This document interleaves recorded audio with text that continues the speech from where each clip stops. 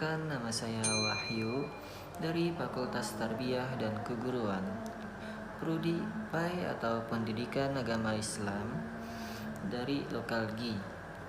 Di sini saya akan menjelaskan materi tentang filsafat modern yang berjudul Renaissance atau humanisme, rasionalisme, empirisme, dan kritisme. Sebelum saya memulai penjelasan, saya ingin berterima kasih kepada Bapak Rahmat Rizkiansyah selaku dosen pembimbing pelajaran pengantar filsafat. Dan tak perlu bertele-tele, langsung saja kita mulai pembahasan dari video ini yang berjudul Pengantar Filsafat Modern. Filsafat modern adalah sejarah filsafat barat yang menjadi tanda berakhirnya era skolastirisme. Filsafat modern muncul pada abad ke-17 hingga awal abad 20 di Eropa Barat dan Amerika Utara. Filsafat modern dimulai sejak munculnya rasionalisme lewat pemikiran Descartes, seorang filosof terkemuka pada zaman itu. Di dalam filsafat modern ada yang namanya Renaissance atau humanisme, empirisme, rasionalisme, dan kritisme. Jadi kita akan memasuki materi yang pertama, yaitu Renaissance atau humanisme. Filsafat modern karena adanya Renaissance. Melalui pemikiran ini, kebudayaan barat seolah dibangunkan dari tidur nyenyaknya di abad pertengahan. Pada periode ini berkisar 14 dan 16, manusia menganggap dirinya tidak lagi sebagai factor mundi, melainkan sebagai faber mundi. Ada 3 faktor yang mempercepat perkembangan baru pada Renaissance, yang ditemukannya mesin cetak, dan kompas. Nicholas Copernicus dan Francis Bacon mengemukakan pada zaman Renaissance ini manusia barat mulai berpikir secara baru dan secara berangsur-angsur melepaskan diri dari otoritas kekuasaan gereja yang selama ini telah membelenggu kebebasan dalam mengemukakan kebenaran dan ilmu. Tokoh-tokohnya yaitu Nicholas Copernicus. Dia adalah seorang tokoh gereja ortodoks. Ia menemukan bahwa matahari berada di pusat jagat raya dan bumi memiliki 2 macam gerak, yaitu berputar sehari-hari pada porosnya dan gerak tahunan mengelilingi matahari. Yang kedua, Francis Bacon. Dia adalah pemikir yang seolah-olah meloncat keluar dari zamannya dengan melihat perintis filsafat ilmu. Ungkapan Bacon yang terkenal adalah knowledge is power. Pengetahuan adalah kekuasaan. Contohnya yang dapat membuktikan pernyataan ini yaitu mesin menghasilkan kemenangan dan perang modern. Yang kedua, kompas memungkinkan manusia mengarungi lautan. Yang ketiga, percetakan yang mempercepat penyebaran ilmu. Secara singkat, dapat ditarik sebuah sejarah ringkas ilmu-ilmu yang lahir saat itu, yakni perkembangan ilmu pada abad ke-18 telah melahirkan ilmu taksonomi, ekonomi, kalkulus, dan statistik atau statistika. Abad ke-19 lahir semisal farmakologi, geofisika, geomorfologi, paleontologi, arkeologi, dan sosiologi. Sedangkan abad ke-20 mengenal ilmu teori informasi, logika matematika, mekanika kuantum, fisika nuklir, kimia nuklir, radiobiologi, oceanografi, antropologi, budaya, psikologi, dan sebagainya. Pada zaman modern inilah yang melahirkan revolusi industri di Inggris sebagai akibat peralihan masyarakat agraris dan perdagangan abad pertengahan ke masyarakat industri modern dan perdagangan maju. Pada abad inilah James Watt menemukan mesin uap di abad ke-18.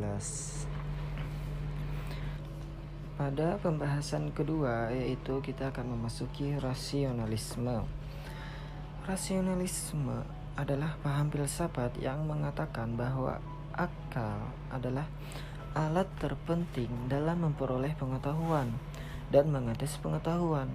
Jika empirisme mengatakan bahwa pengetahuan diperoleh dengan alam mengalami objek empiris, maka rasionalisme mengajarkan bahwa pengetahuan diperoleh dengan cara berpikir. Latar belakang munculnya rasionalisme adalah keinginan untuk membebaskan diri dari segala pemikiran tradisional atau skolastik yang pernah diterima tetapi ternyata tidak mampu menangani hasil-hasil ilmu pengetahuan yang dihadapi. Rasionalisme ada dua macam, dalam bidang agama dan dalam bidang filsafat. Rasionalisme dalam bidang agama biasanya digunakan untuk mengkritik ajaran agama, sedangkan rasionalisme dalam bidang filsafat itu berguna sebagai teori pengetahuan. Sedangkan tokoh-tokohnya yang pertama yaitu Descartes. Rasionalisme dipelopori oleh René Descartes yang disebut sebagai bapak filsafat modern. Ia ahli dalam ilmu alam, ilmu hukum, dan ilmu kedokteran. Ia menyatakan bahwa ilmu pengetahuan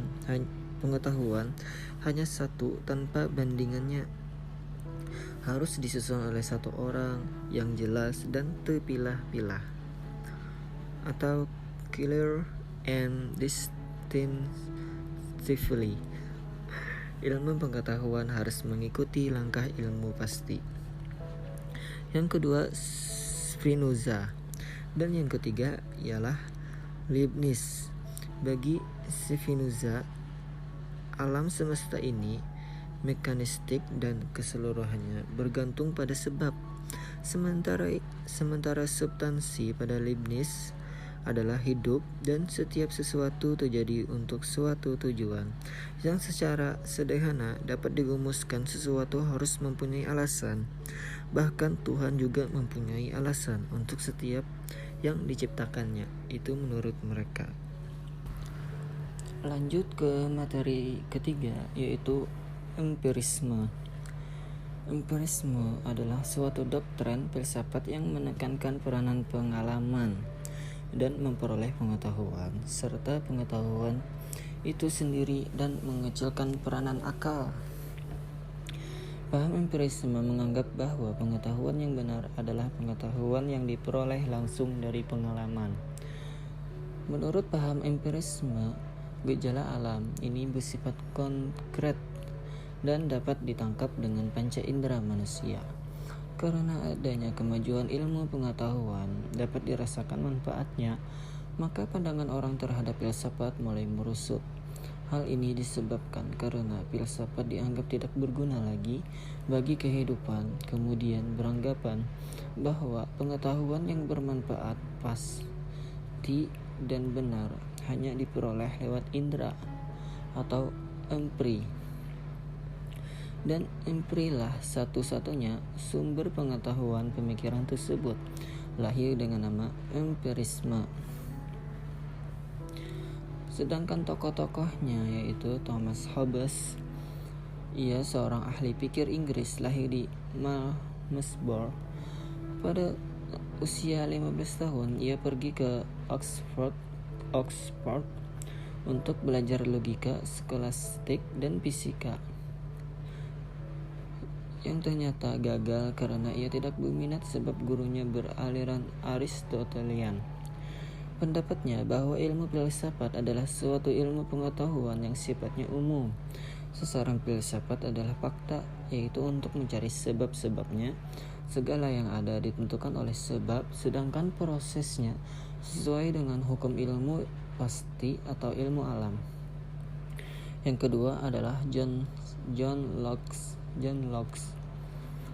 Dalam penelitiannya, ia memakai istilah sensation dan reflection. Sensation adalah sesuatu yang dapat berhubungan dunia luar, tetapi manusia tidak dapat mengerti dan meraihnya. Sedangkan reflection adalah pengenalan intuitif yang memberikan pengetahuan kepada manusia yang sifatnya lebih baik daripada sensation. Tiap-tiap pengetahuan yang diperoleh manusia terdiri dari sensation dan reflection. Walaupun demikian, manusia harus mendahulukan sensation. Mengapa demikian?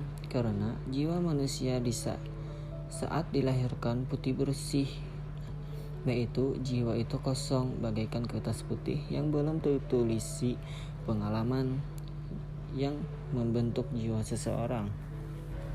Baiklah, kita akan memasuki materi yang terakhir, yaitu kritisme. Kritisme berasal dari kata kritika, yaitu merupakan kata kerja dari krenen, yang artinya memeriksa dengan teliti, menguji, membeda-bedakan. Selain itu, kritisme juga diartikan sebagai pembelajaran yang menyelidiki batasan-batasan kemampuan rasio sebagai sumber pengetahuan manusia.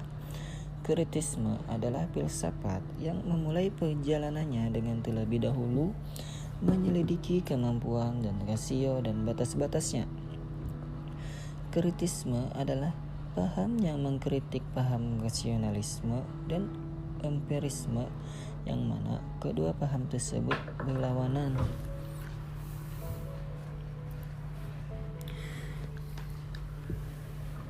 Paham rasionalisme menyatakan kebenaran haruslah dibuktikan dengan logika dan analisis yang berdasarkan fakta.